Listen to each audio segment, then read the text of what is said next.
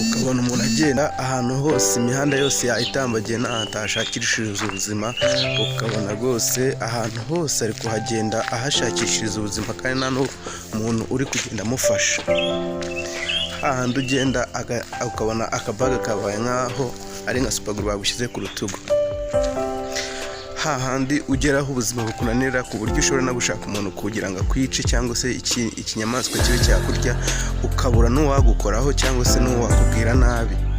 Icyo kintu mu buzima bwacu tujya tukigendana kandi ntabwo ari igihe nyine, nta n'undi ari wenyine, iteka abantu muri rusange.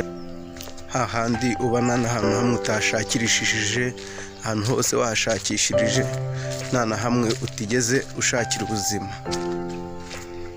Ukagenda uhura n'abantu benshi, rimwe na rimwe ukagenda mu muhanda usa nk'aho uri wenyine kandi uri kugenda ubonamo n'abandi mugenzi wanjye, igakubaho nk'aho nta muntu wishingikirijeho, kuko ahangaha ntawe ukurebaho. Wige kubaho uri wenyine kuko muri ino si ntawe uri kukureba, nta n'uri kumenya ubuzima bwawe. Iteka hagize umuntu umenya ubuzima bwawe, nabwo nta kintu biba bikumariye. Umuntu yakumenye ni hahandi usanga arimo arakuvuga cyane, akuvuga n'ibitari byo n'ibitarakubayeho.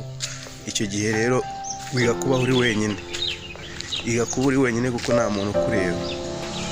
Iteka ugasanga umuntu arimo aravuga ati uriya muntu byaramucanze, byaramuyobeye, inzira zose ntahatanyuze, ahubwo ni wowe byacanze. Wowe uri kubivuga ni wowe byacanze kuko ni wowe uhora ugenda muri wowe, ugenda uvuga abandi, ni wowe byaragucanze wowe cyane.